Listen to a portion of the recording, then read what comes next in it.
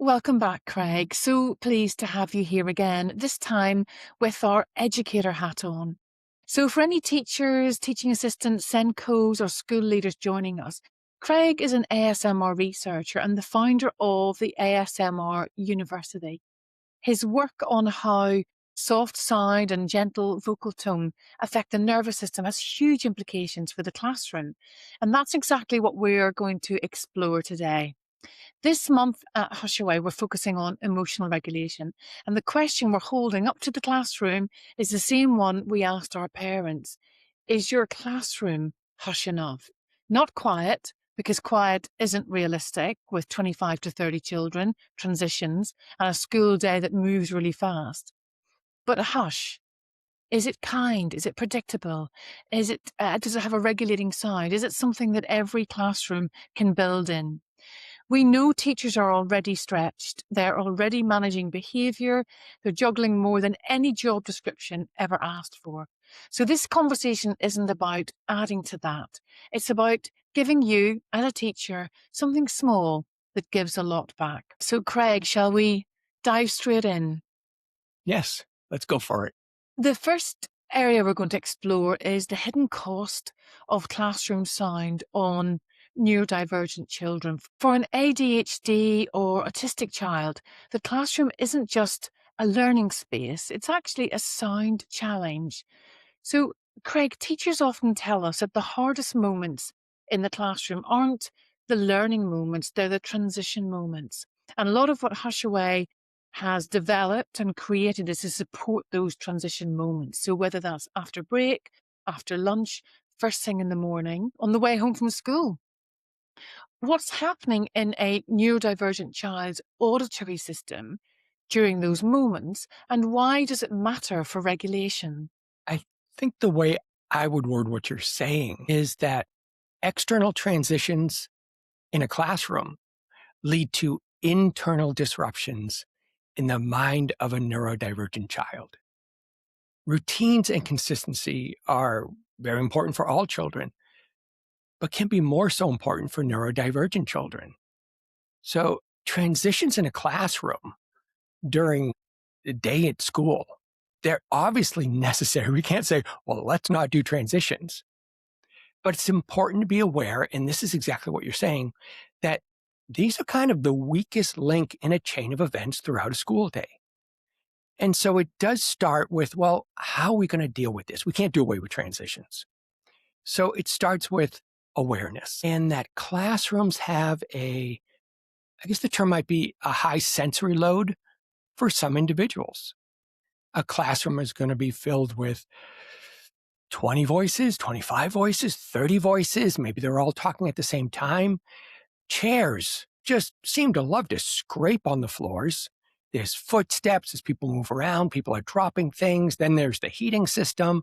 There's noise leaking in from the corridors and the hallways. Neurodivergent children can adjust at times in these situations. So it's not that these situations are impossible, but I think it's important to understand why they are challenged. And one of the reasons is they have reduced filtering in their brains. It means that when they walk into this classroom, their brain is processing more of the sounds than the average child is. They're more aware of those sounds, and that can be overwhelming. So you know how anyone watches TV at night, you watch a TV program, no problem. Well, imagine now there's 40 TVs in front of you and each one has a different program. That's going to be overwhelming for you. And that's how a soundscape can be for neurodivergent children. Not only do they have reduced filtering where they're aware of more sounds, but they have increased sensitivity to sounds.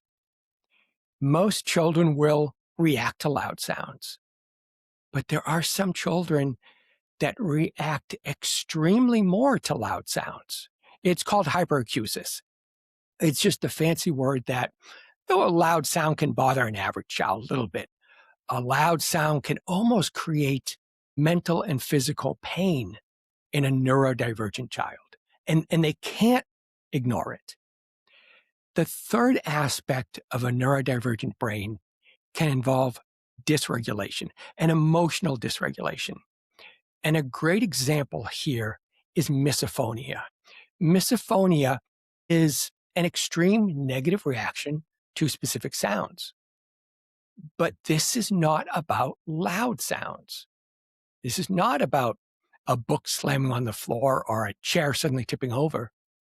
Instead, it's about a student just nearby who's chewing their food quietly or who's tapping their pencil on their desk. There's something about specific noises that in the brain of some neurodivergent children is processed as a threat. And the understanding is not clear. It's not known why you would process the tapping of a pencil or the chewing or a mouth sound as threatening, but their brains process it that way. And that's important to understand. This is the beginning of the awareness for the experience of some children. So what we really hope, what we really want to try is to begin to relabel the situation. That these are not problem children. They are simply misunderstood children. These children experience their environment differently than other children and probably differently than the teacher. So it makes sense that it can be hard to understand. The good news, though, is that although sound can be the problem in these environments, sound can also be the solution.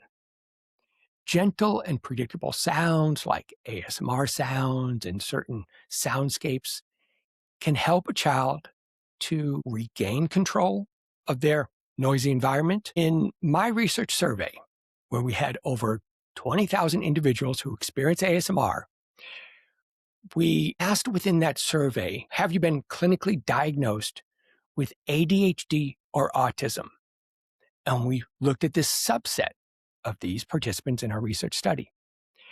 And we were surprised to find out that 80% of adults who have ADHD or autism and who experience ASMR, they reported that they use ASMR content to reduce their stress. Now, this wasn't children, but it does provide a strong foundation that ASMR content may also be helpful for children to reduce their stress. So, I guess overall, transition times in a classroom can be ideal time for a child to be allowed to do something a little bit different and helpful than perhaps some of the other children. And that may be as simple as giving them the opportunity to listen to a 3-minute relaxing soundscape, just to help them to relax and adjust during this transition. And Craig, you've talked about how, voice is a sound in itself as well. So let's look at why in that classroom, a teacher's voice can be the most powerful sound in the room, because before a child processes what a teacher is saying, their nervous system is already responding to how she or he is saying that. So your research on soft vocal tone and ASMR has big implications for educators. Can you talk about what happens in a child's nervous system when the adult in the room speaks in a very warm, low, steady voice versus when they speak quickly or sharply? There's a saying in the ASMR community, and you hear it in other places also. It's not what you say, it's how you say it. And it just applies extra particularly in the ASMR community. When people hear someone else's voice, their brain initially and quickly processes the tone and pace of what they're saying before their brain processes the words and the meaning of what they're saying.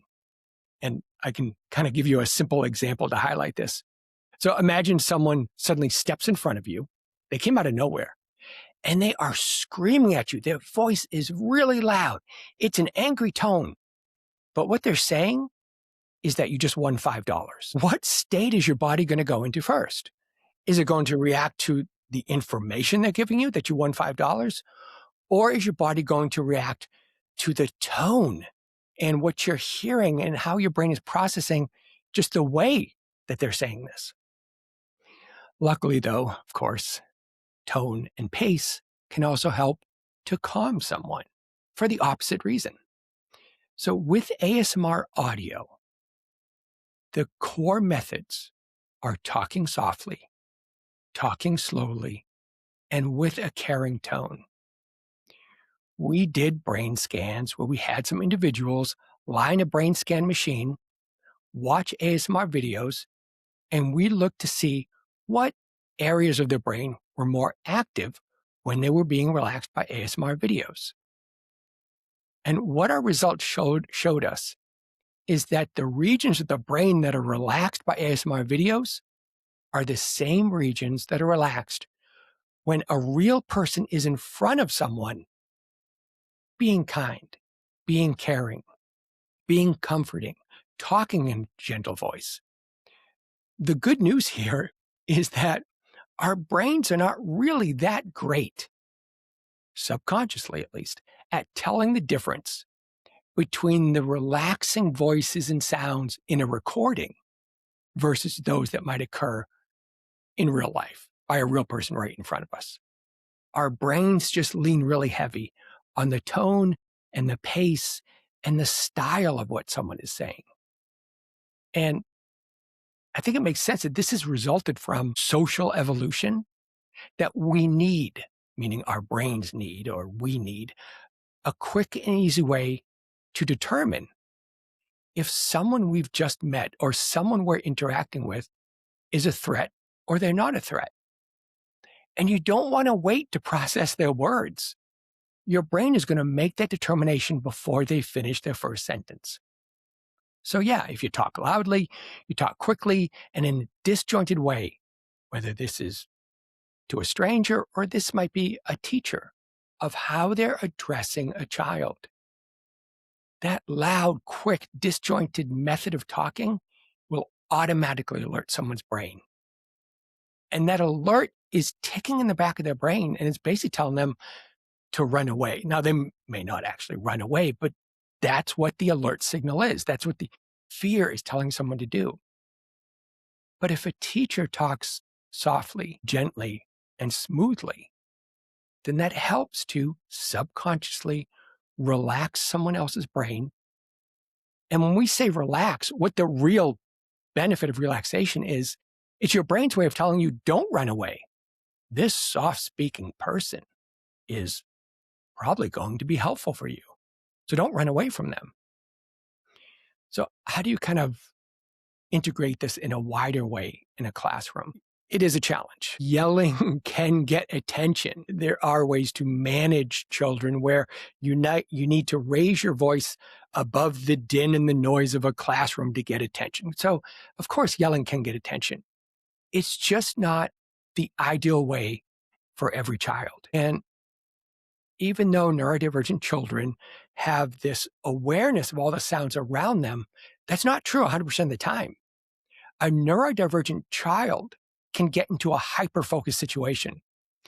If they're engaged with an activity with their hands, if they're engaged with another activity with another individual, their brain can hyper-focus. And so a teacher who's saying something behind them may not be heard at all. And this leads to this misunderstanding that that child is being rebellious. They're not being rebellious. They're hyper-focused on what they're currently engaged in. So one thing that you want to do, especially with neurodivergent children, is not to keep raising your voice to get their attention, but walk around and put yourself in the child's line of sight. That will break that hyper-focus if it's happening. And then just calmly repeat your request. You'll probably be really surprised at, wow, how effective that is, because they weren't being rebellious. Overall, I'd say that neurodivergent children are likely to best respond to voices that are gentle, they're low volume, they have a caring tone, because what it's conveying to that child subconsciously through process of social evolution is that you are trying to help them, not hurt them. And sure enough, there have been some recent research studies that show that this approach results in 22% fewer behavioral incidents in a classroom. I'd, of course, love to see that number even higher, but it is some data that does support this concept that it does work. Let's just go back and talk about transitions again, because I really believe that those transition moments is where HushAway earns its keep. Transitions are almost the hidden cliff edge of a school day, and sound can be that bridge. So, Craig, we're piloting HushAway in a number of schools with a bit of a audio reset in those transitions, be it after break or after lunch. What does the research suggest that you're aware of about timing, content, and delivery of that kind of intervention? And why should a teacher take 3 minutes out of a lesson to use one of those? Yeah, I think it's good to come back to transitions because they are such a challenge. And a transition is more than a location change, which is how we view it on the outside. For neurodivergent children, it's a disruption to their mental state. And it often shifts their mindset or their nervous system into a sympathetic state. And that's just the scientific, nerdy way to say that their heart rate is going to increase, their blood pressure will increase, and they will release stress hormones during these transitions. In other words, a transition can make a child go into that classic fight or flight state. And obviously, a child who's going into this I suddenly feel threatened state is not going to be ideal for a productive classroom setting. This is the clear challenge. So we need to have an understanding and a methodology for helping those children shift back to what's called a parasympathetic state, but it is a relaxed state. And luckily, multiple studies have shown that ASMR content can help to do this. In our own brain scan study, we showed that the brain shifts into a more relaxed state within seconds. And this is part of the surprising aspect also, is that it's not like you need to wait minutes or hours after a child is exposed to some kind of relaxing audio soundscape. It is within seconds. We saw this within a brain scan machine. And I think I mentioned this before that other studies have also looked at other physiological aspects when individuals are exposed to ASMR content. And sure enough, their heart rates are reduced. Their blood pressure is reduced. So ASMR audio content can be a helpful tool for transitions. So like you mentioned, Nikki, granting a child a 3-minute audio reset with a gentle and calming soundscape can help to get that child and keep that child and everyone else involved in that classroom on track after transition. And I have seen a recent meta-analysis that looked at a lot of studies, and they come to one conclusion, that brief audio interventions like the ones we're talking about right now were more helpful than longer mindfulness sessions. And here is how I differentiate between ASMR as a relaxation technique and mindfulness as a relaxation technique. With ASMR, something else is getting you into that relaxed state. You're not relying on your own discipline and ability to do it. Whereas with mindfulness, it usually is driven by the individual. They initiate it, they drive it. And it just comes down to some individuals are not good at doing that. It may work for some individuals, but it may not for others. And so they need this external stimuli to drive their relaxation state. So I think the big picture here is just that these audio resets, these audio breaks are a small investment for helping transition time. And they really do have a big return for everyone involved. And then looking at that child who really can't cope, and without singling them out, because sometimes teachers tell us that child's with headphones at the back of the room and they're opting out. Well, actually, they're not opting out; they're opting in. but to regulation. Craig, my question for you is, for that individual child who really struggles with that classroom soundscape, audio tools offered through headphones can be an absolute lifeline for them. But teachers worry about singling a child out. So, how can schools position these sound based regulation tools so that they're normalised rather than stigmatising? I really agree with what you're saying. And I think a way to also say is that headphones should be reframed and seen as a tool than a flag. They're helping specific children to be part of a classroom. That's a helpful tool. The gentle ASMR sounds, which may be part of this, whether it's a HushAway landscape or whatever is that audio source, it's helping them to stay calm, stay centered, and be productive in that classroom. Studies have even shown that those who don't experience ASMR are relaxed by ASMR content. And this was a surprising finding. It was, and I've seen this, it was one of the studies I'm thinking of, is the study done by Julia Puero in the UK. And she was the first investigator to show that when people watch ASMR videos, their heart rates and their blood pressure decrease. Well, she separated the groups into those that experience ASMR and those that don't experience ASMR.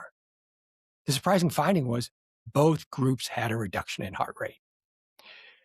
So it's likely that using gentle soundscapes in like a 3-minute audio reset would benefit most students, which means that maybe the headset isn't only on the one neurodivergent children, but everybody gets a headset. Everyone gets to enjoy a soothing soundscape that might help everyone even have a better transition, including the teacher.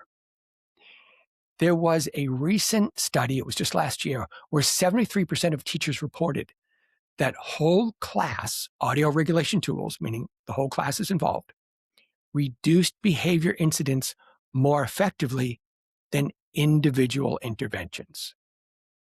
The key point is that it may not be about one student being singled out, when it might be something that can be beneficial for other students or all the students.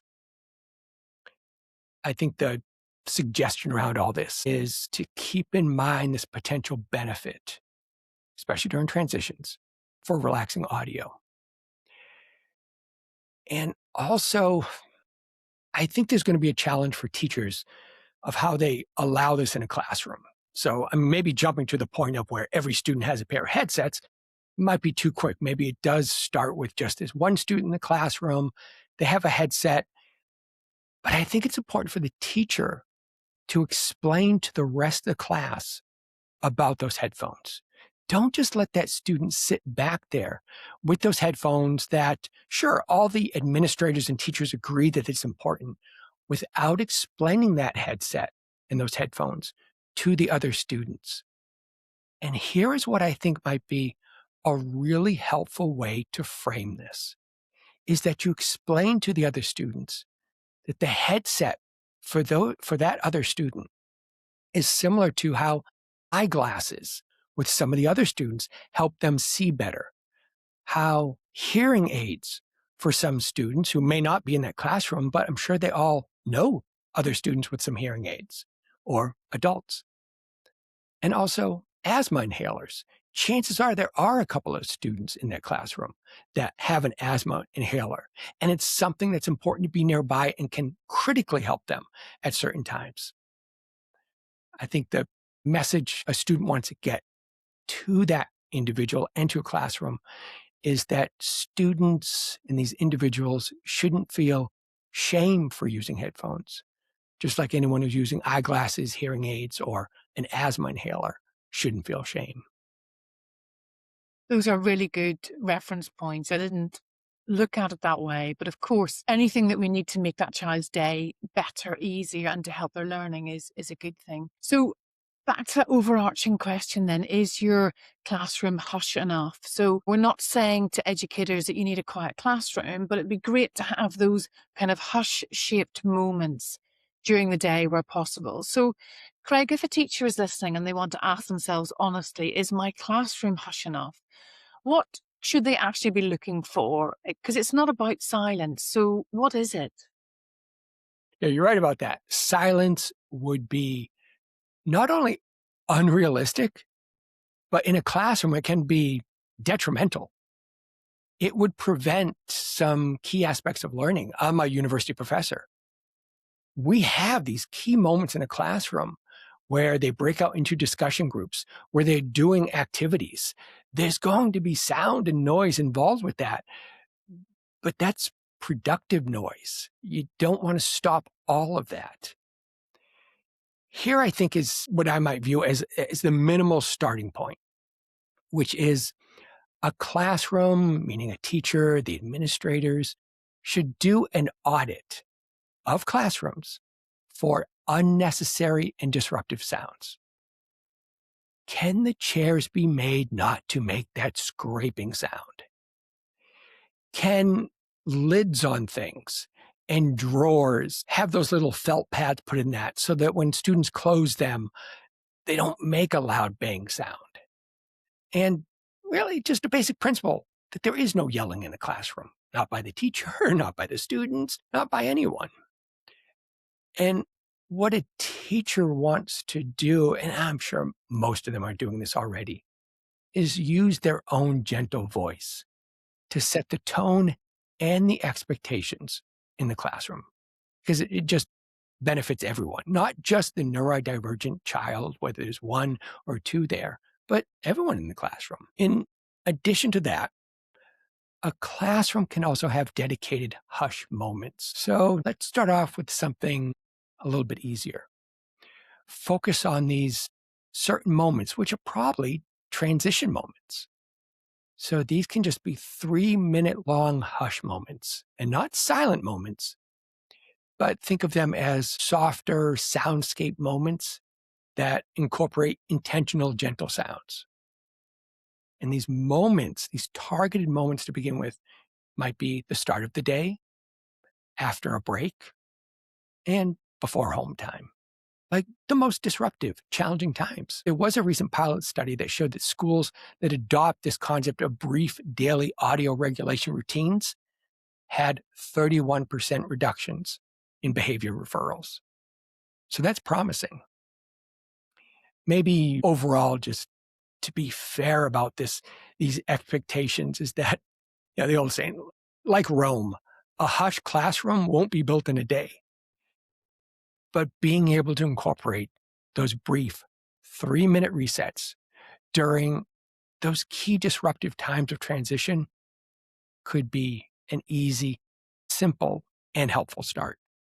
Thank you. I think, what strikes me most from this conversation, albeit quite short, is just how much of what you've shared is already within a teacher's reach. So the voice they use, the first 30 seconds after break, that 3-minute audio reset that the whole class can use.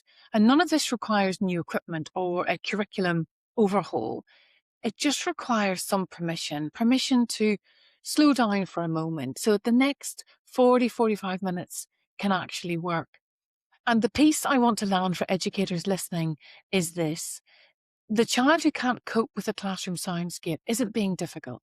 Their nervous system is doing exactly what it's wired to do in an environment that's too much. And the behavior that you're seeing is the symptom. The sound environment is one of the most accessible places to intervene. And what HushAway does differently, and Craig, you touched on this beautifully throughout, is that it doesn't ask the child to find calm. So the calm tools that require attention, compliance, or cognitive engagement go offline the moment a child is overwhelmed. So HushAway works before that point. It meets the nervous system where it is. So, Craig, thank you for everything. We'll link your work, Brain Tingles, your book, and the ASMR University within the notes for any teachers who want to tap into the work that you're doing. And to the educators listening, your classroom doesn't need to be quiet. It just needs 3 minutes of hush, or should I say 3 minutes of HushAway. So that's where we start. Until next time, find peace in the little sounds. Thank you.